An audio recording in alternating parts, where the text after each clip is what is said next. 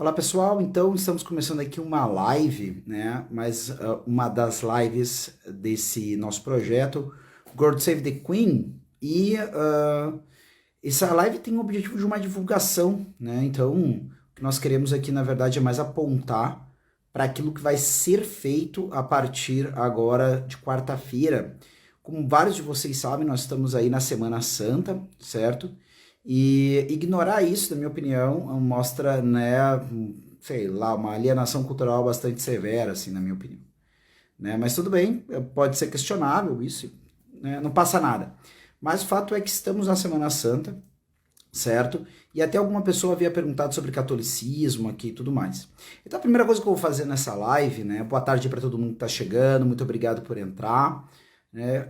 A primeira coisa que eu quero fazer nessa live é tratar da questão de um livro que talvez nem todos conheçam, certo? Que é esse livro aqui, certo? Esse livro aqui, Igreja Católica e Conversão do Chesterton, tá? É um livro que, claro, tem um tom autobiográfico, em grande parte, certo? É uma autobiografia, tá? Ou pelo menos um recorte biográfico do Chesterton, tá? Publicado pela Sociedade Chesterton Brasil, certo? Então é um livro da casa, provavelmente está com precinho facilitado lá na livraria da editora, certo? E vamos conversar sobre ele quarta-feira. Eu pretendo que seja a partir da 1h30. Vamos divulgar aqui se vai ser realmente a partir da 1h30, né, a live em que vamos começar a conversar sobre ele. E muito provavelmente mais uma conversa sobre ele nós teremos, né, ainda essa semana. Mas pelo menos quarta-feira, com certeza, a gente vai falar sobre esse livro, suas riquezas, possibilidades, que eu posso conhecer mais do autor, né, a partir da leitura desse livro, certo? Bom, o que eu gostaria de comentar com vocês nessa live, né? Ainda não vamos falar, né, com toda a riqueza que poderíamos, né, acerca dessa... Liguei uma iluminaçãozinha aqui, pessoal, para deixar mais equilibrada essa luz que está vindo pela lateral aqui, certo? Mas, se nós já não vamos falar do livro, se já nós já não vamos falar, né, do Igreja Católica e Conversão do Chesterton, sobre o que falaremos hoje? Bom, eu vou começar tratando de um assunto que talvez alguns de vocês não enxerguem muito a relação, certo? Que não está muito por dentro sobre documentos pontifícios, documentos do Papa, o que o Papa publica ou não publica, e assim por diante, certo?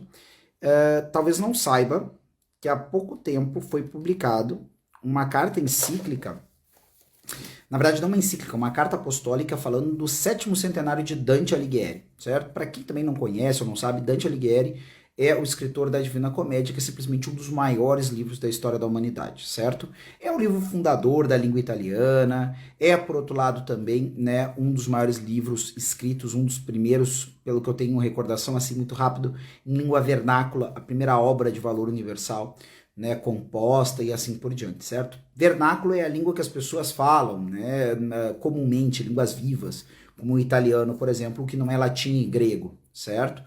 Então, agora o Papa Francisco escreveu uma carta apostólica, na minha opinião, com um valor, com um tamanho considerável, né, ou seja, 16 páginas, falando sobre o valor de Dante. E uma das primeiras coisas que ele começa a fazer é reminiscência acerca daquelas manifestações dos papas sobre Dante e sobre o valor da Divina Comédia, por exemplo, certo? Então nós temos ali a carta de Bento XV, nós vamos ter carta de Paulo VI, né, no período do 7º centenário da morte, no caso de Dante, perdão, do nascimento de Dante, 7º centenário da morte agora, né, 7º centenário do nascimento de Dante e assim por diante, certo? E por que eu estou trazendo isso para a baila? A gente vai conversar a quarta sobre a questão, sobre esse livro aqui, certo? Igreja Católica e Conversão do Chesterton, tá? E isso traz, pelo menos para mim, me trouxe uma convicção muito grande, que é o papel fundamental, né, da literatura dentro da formação de uma pessoa religiosa, né? E aqui falando nessa Semana Santa, né, que tem todo, né, esse peso relacionado, que é a grande semana do cristianismo, certo? Vamos chegar aos grandes dias, né, de todo o calendário cristão, certo?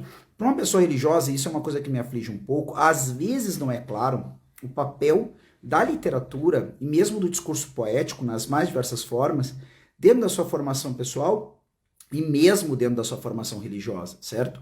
E quando nós tratamos do nosso autor, né, quando tratamos de Chesterton, isso fica muito claro. Isso fica muito claro que existe uma relação íntima entre literatura, né, e experiência religiosa, literatura e teologia, literatura e filosofia, certo? A literatura, como as outras formas de arte, envolve todo o processo e toda a experiência, tá, de uma pessoa. Mais de um padre eu já vi dando aula, né, sobre livros, né, já vi sobre Shakespeare, já vi sobre O Senhor dos Anéis, e eu sei, inclusive, de seminário onde, né, os alunos têm um repertório de literatura, não de livros de teologia ou filosofia somente, né, nem de livros de espiritualidade, né, todos fundamentais, tanto para a formação, né, dos cristãos em geral como dos futuros padres, mas um certo rol de livros de literatura que eles têm que ler, né? Mas, tirando essas exceções, né, desses padres que eu comentei, um falando de Shakespeare, outro falando, né, de Senhor dos Anéis, certo? Pode deixar, Leandro, vai ficar salvo assim, certo? Então, ou mesmo desse outro seminário que tem, né, um certo rol de leituras de literatura, para muitos católicos isso não é claro, ou mesmo para religiosos no geral, pensando também nos nossos irmãos protestantes, certo? Então, diz que a literatura tem um papel, sim, e que quem tem a possibilidade de ter formação literária não pode abrir mão de a ter, certo? Algumas pessoas às vezes querem argumentar conosco, né? Ah, não, mas existe gente que é muito santa, né? Oi, Milena, boa tarde, uma ótima tarde. Coisa boa te ter aqui. E a Milena sempre acompanhando, parabéns pela tua live lá da valsa, né? Tava formidável. Então, essa experiência de formação literária, a pessoa não pode se eximir sob pretexto de que pode se tornar uma pessoa melhor apesar disso, certo?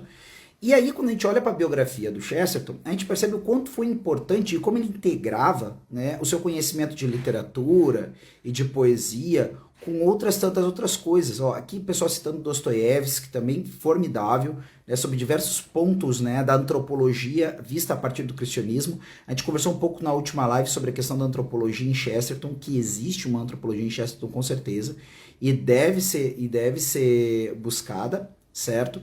Agora, quando o Papa me escreve uma carta falando, né, sobre o valor de Dante, que é um literato, que não é um teólogo, que sim, tem escritos, né, que inclusive fala de alguns elementos pertinentes, diretamente pertinentes, não só de forma poética, mas diretamente pertinentes à questão do cristianismo e da teologia assim por diante. Mas todos nós conhecemos mais do que do De Monarquia e de outros livros, nós conhecemos Dante por causa da poesia dele. E isso é a grande coisa que faz Dante, né, o grande elemento, a obra-prima que faz Dante ser Dante, certo? Ou conhecido como foi e relevante como foi.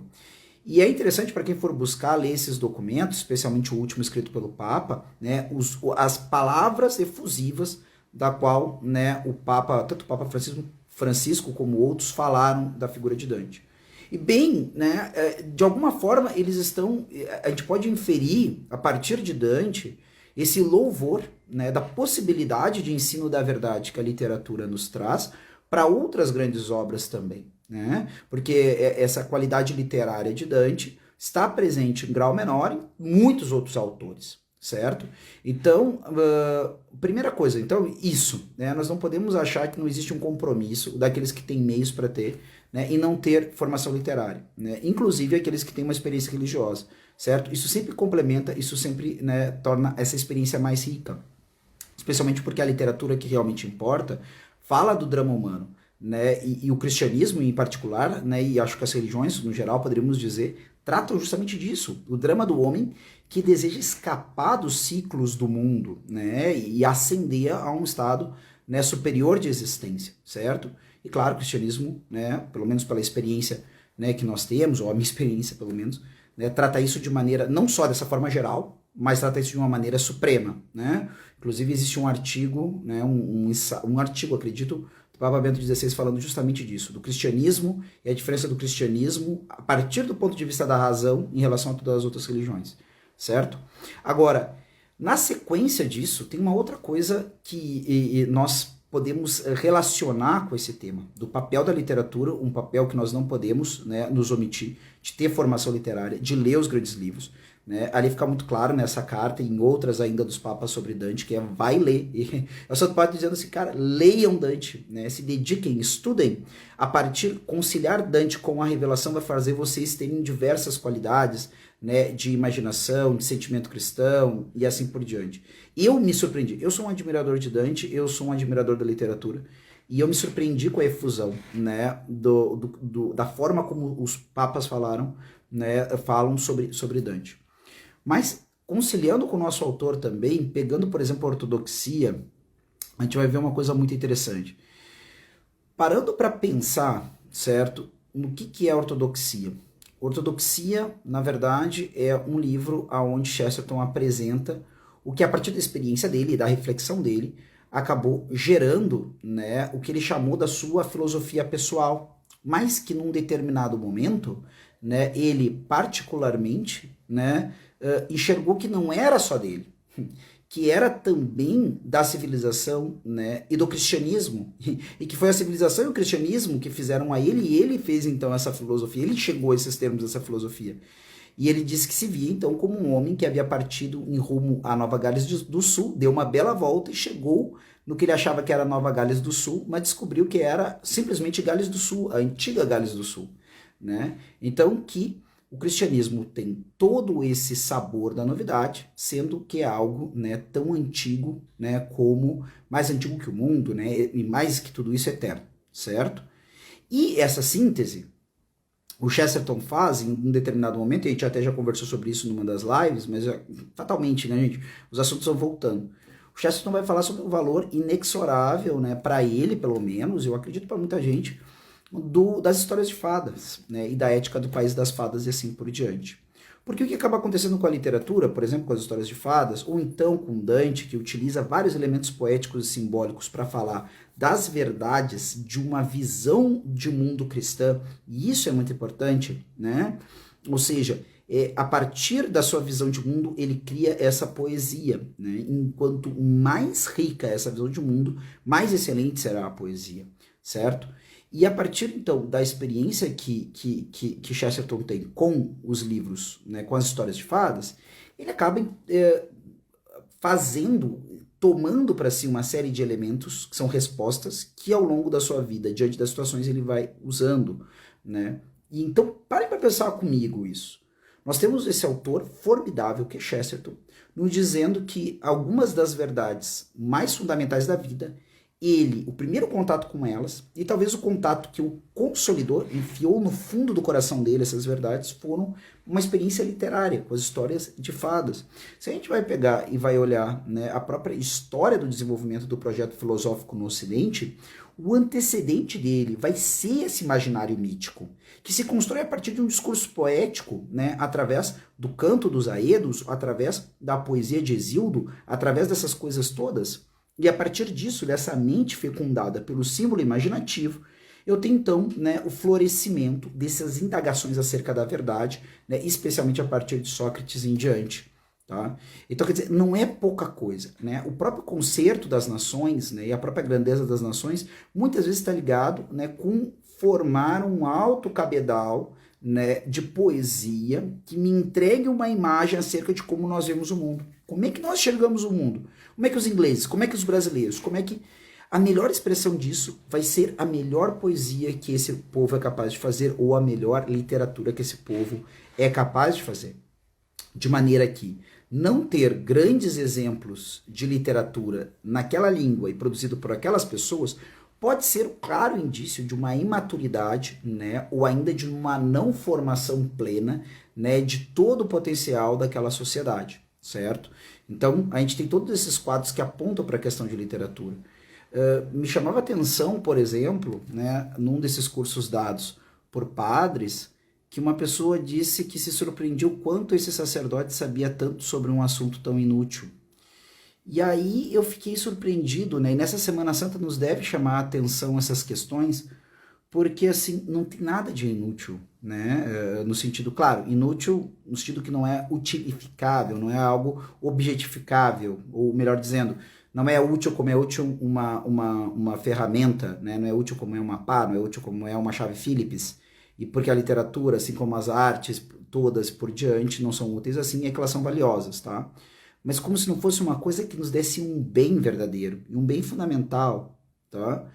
E por que eu chamo a atenção para isso dentro dessa Semana Santa, né? E dialogando com o autor, falando, né? Muito provavelmente vai aparecer dentro da obra, né? Aqui a questão do papel da literatura, certo? Se não aparecer também, a gente já sabe que Chesterton trata desse tema com um cabedal bastante amplo, como crítico literário, como biógrafo literário, de gente muito grande como Dickens, por exemplo, e assim por diante. Tem outra coisa que conjuga com Dante, que eu gostaria de citar aqui também, pensando, né, no papel do Chesterton para isso, que é as duas biografias deles, novamente, né, de São Francisco e Santo Tomás. Por quê? Porque assim como Santo Tomás, né, é o grande exemplo daquilo que foi a grande produção intelectual dessa medievalidade cristã, nós temos ao lado também, né, a arquitetura, a grande arquitetura que demonstrava, né, essa espiritualidade e essa forma de inteligir, né, da civilização medieval, né, por exemplo, nas torres, na arquitetura gótica, certo? Então, a escolástica, o tomismo, o gótico, né, e as formas, né, de conservar o canto sacro, o surgimento das universidades e assim por diante. A poesia de Dante é um desses elementos, né, que nos expressam o que é, né, essa civilização medieval.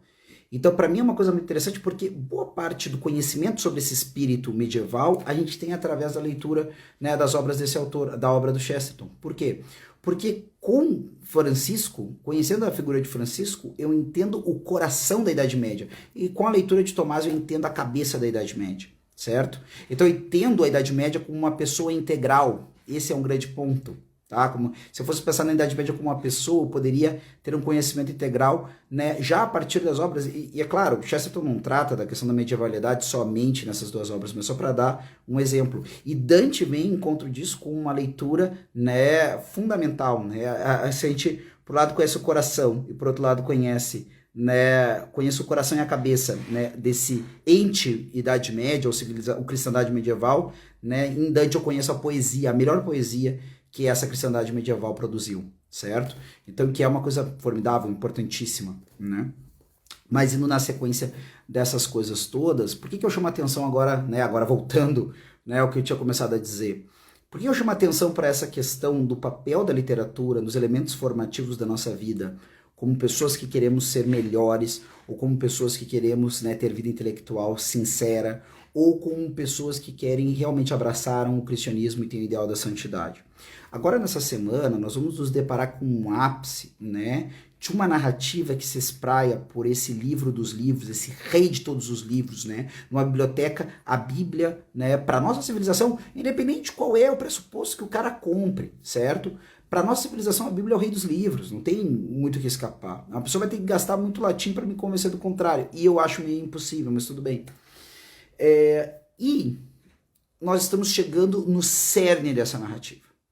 Essa narrativa que começa com Gênesis e termina com o Apocalipse e que tem uma unidade, ainda que essa unidade seja presente em mais de 70 livros, dos mais variados estilos literários, escritos em mais de um idioma, em um período que se estende por praticamente 1000 anos, certo?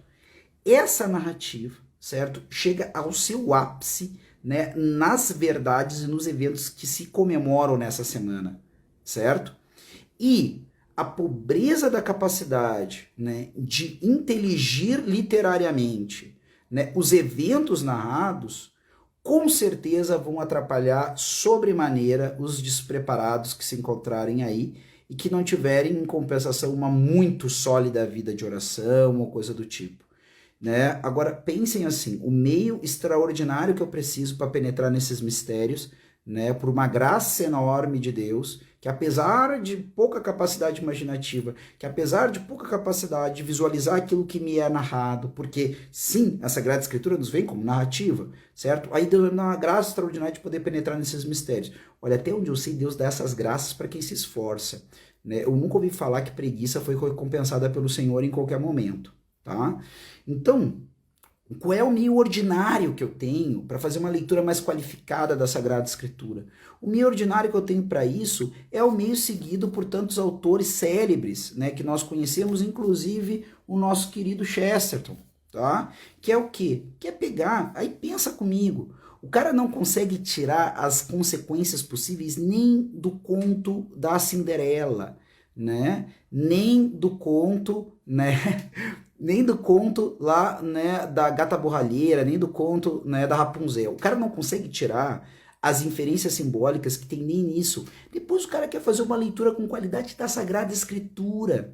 Ele não consegue entender direito a intenção ou as possibilidades de intenção simbólica do conto de fadas, né, ou da literatura profana. O cara quer ter capacidade de penetrar nos mistérios, né, daquilo que foi ditado ou inspirado no coração do escritor sagrado pelo próprio Espírito Santo, né? E aí, claro, essas questões ou vai ler mal, ou não vai ler, porque vai ter desinteresse, ou vai ler mal, vai ler de maneira, sei lá, tacanha, de maneira fundamentalista, de maneira um monte de coisa, certo?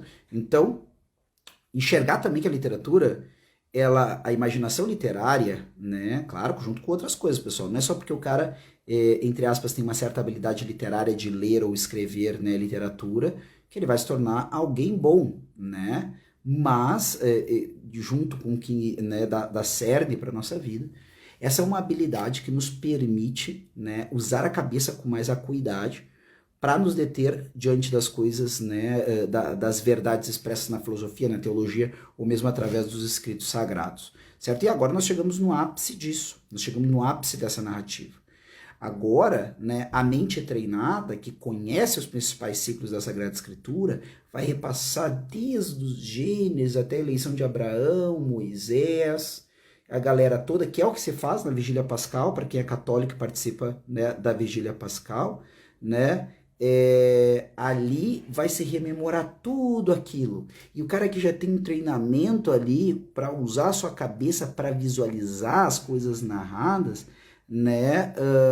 Então esse cara vai penetrar com outra riqueza dentro daquilo ali. Né? A graça vai se encontrar com a natureza e ali vai se ter essa elevação. E dali eu vou tirar consequências para minha vida. Aí eu não saio do mesmo jeito, não por causa de um esforço intelectual. Isso aí é agnosticismo, certo? Mas porque eu abri uma mente bem preparada para que venha o autor, né, daquelas verdades proclamadas na Sagrada Escritura e ele mesmo me instrua acerca do que ele escreveu, certo? E é interessantíssimo aqui, é interessantíssimo pensar na biografia do Chesterton, com isso já vamos encaminhar para o final, que a minha ideia é que seja meio jogo curto aqui agora, né? Sei que estou no meio do horário do almoço, do pessoal, assim por diante, alguns têm que voltar ao trabalho, esse tipo de coisa. Mas, sobretudo o quê? Se nós olharmos a biografia do Chesterton, depois de toda essa preparação, né, que ele caminhou, esse caminho meio dificultoso, né, ou muito dificultoso até chegar a uma conversão, ele preparou a mente dele para visualizar as coisas. E é isso que o treinamento, né, literário também nos dá. A clareza de compreender o que se lê, né, o que se fala. Então, ele vai chegar e vai se aproximar de um texto muito simples, né, que explicava a fé em termos muito, ele diz um catecismo de dois pence, né, 2 centavos. E aquele texto simples, né, ele é o suficiente para chegar, não, isso aqui é verdadeiro. Por que é verdadeiro? Porque ele aprendeu o significado real das palavras. Eu não preciso gastar muitas sentenças com ele. Ele sabe o que essas coisas querem dizer. E para ele, né, se deu rapidamente, né, a compreensão, não, é isso aqui mesmo, né? Outro dado também que eu aí conjugo com isso, que é Santa Teresa Benedita da Cruz, Santa Edith Stein, para quem não sabe, que foi inclusive uma das grandes cooperadoras, né, do Edmund Husserl, né, um dos grandes nomes, se não o grande nome da fenomenologia, e que no seu processo converte-se, né, do judaísmo para o cristianismo e depois ainda, né, acaba se tornando religiosa carmelita, né, na clausura carmelita, então abraça com radicalidade os conselhos evangélicos. E essa mulher, que empenhou também a cabeça dela, uma grande formação literária, intelectual e assim por diante. E aí, vale lembrar também, né, uma coisa, né, pessoal? É a questão da atitude moral correta diante da verdade, tá? Não adianta nada ter grande cabedal literário, ou mesmo grande cabedal intelectual de outras disciplinas, né, e ter desvio de caráter, uma personalidade moral fraca, né? Ou seja, é aquela coisa de que você, né, não só não tem confusão em perceber o bem, mas quando tu percebe o bem e custa, facilmente você acha subterfúgios para escapar do compromisso, ou pior mesmo, é o certo, mas dane-se, não vou fazer, tá? Não é desse tipo de gente que a gente está falando, certo? Mas Santa Edith Stein, né, naquele momento, no processo de conversão, ela gasta uma noite inteira, né, lendo, ou um pouco mais do que isso, lendo o livro da vida de Santa Teresa d'Ávila, que inclusive é um livro que Santa Teresa d'Ávila preparou a pedido do Santo Ofício, né, da Inquisição. E ela termina, ao final daquela leitura, ela diz, isto é a verdade, né? Agora eu me pergunto o seguinte, se ela não tivesse preparado uma mente capaz, né, para que o Espírito Santo a iluminasse, né, enquanto fazia aquela leitura, eu fico me perguntando como é que seria que o Espírito Santo ia tocar no coração dela para que ela viesse a passar por esse processo de conversão. Tá? E eu não estou dizendo que Deus depende que a gente estude muito, ou sejamos até um professor de universidade alemã de filosofia, né? Mas a Juliana dizendo que está lendo agora, excelente, persevere nessa leitura que vai lhe trazer coisas muito boas. A Santa Madre, né? E outra coisa, né? Temos que lembrar, a Santa Teresa d'Ávila é um dos grandes nomes da literatura hispânica em si, né? Tem um valor literário por si mesmo, certo? Mas, dizendo isso, eu não estou dizendo que o Espírito Santo não teria outros expedientes para levar a Santa Teresa até onde ele levou, né? Mas o que eu estou dizendo é o seguinte, ela facilitou o caminho, né, da compreensão, preparando a mente para que essas luzes viessem de maneira generosa, certo? Encontrassem uma pessoa, né, preparada, certo? Então, bom, pessoal, fico por aqui, tá? Então, já vou antecipando que nós vamos conversar, né, mais aí, vamos conversar concretamente sobre este livro aqui, agora quarta-feira, certo? Tem mais coisa para falar sobre essa questão de literatura, por exemplo, o papel que teve, né, a literatura na conversão de outras pessoas, como Joseph Pearce, que alguns de vocês devem conhecer, é o escritor dos Convertidos Literários, de outras obras que falam da relação de imaginário e fé cristã e civilização ocidental e assim por diante, certo? Mas eu vou ficar por aqui mesmo, que a ideia era nós refletirmos sobre isso, nós acordarmos para a ideia e também, né, quem se aproximar da literatura de Chesterton vai ver isso em diversos elementos, certo? Como o papel da literatura na vida de Chesterton e naquilo que o Chesterton manifesta é fundamental. Lembrando de novo que eu já disse para vocês em outro momento, né? Tanto a literatura de Chesterton complementa aquilo que ele propõe de maneira teórica, vou chamar assim, como a teoria dele, certo? É complementada pela literatura dele. Caminha junto, gente. Então, assim, ó, não adianta, não tem como, na minha humilde opinião, certo? Não tem como ser alguém que lê Chesterton com toda a qualidade possível, sem passar pela literatura dele. Então, se você é uma pessoa que se aproximou do ensino de Chesterton, né, ou quer conhecer Chesterton, saiba que você vai ter que encarar a literatura de Chesterton. Para mim, essa é a minha opinião. Não dá para ficar só nas coisas, né, proposicionais de Chesterton, tá? E se você é um cristão, um católico, ou mesmo alguém que tem compromisso verdadeiro e busca a verdade, a literatura é uma das suas melhores amigas, certo? Então também pare de ler só livros sobre política, só livros sobre filosofia, só livros sobre, né, elementos intelectuais importantes, sim, para a compreensão da verdade, mas vai conhecer, né, através das grandes obras de literatura, aquela verdade expressa através da beleza, a partir do uso belo das palavras, né, na literatura, a partir dessa ordem maravilhosa que é apresentada a nós pelos grandes homens que nos lembram a grandeza e o privilégio dessa faculdade de falar e escrever, né, e imaginar mundos possíveis que Deus nos deu, tá bom? Então é isso aí, pessoal. Uma boa Semana Santa, bom começo de Semana Santa para todo mundo, para quem é católico, para quem é cristão e, né, e vive esses mistérios e tudo mais, certo? Não vivamos uma semana distraída, certo? Essa é uma semana de grandes mistérios. Se você não tem fé, né, medite sobre, né, o que simbolicamente, o que intelectualmente, né, também os valores dos símbolos cristãos. Você não tem fé, tudo bem, mas os valores desses símbolos, desses arquétipos, dessa narrativa, né, tem muita coisa a dizer, certo? Tem muita coisa a dizer, né, inclusive para quem tem dificuldades com o elemento de fé. Então, não passamos essa semana distraída, certo? E espero encontrar todos vocês aqui, né? Quarta-feira. Tolstói é maravilhoso, é verdade. Tolstói, Chekhov, né? Dostoiévski, esses caras todos, os russos são muito legais, né? Mas como vocês estão vendo até aqui por trás, eu acho que os ingleses ainda têm mais meu coração, certo? Valeu, pessoal. Muito obrigado por estarem comigo até aqui e até quarta-feira.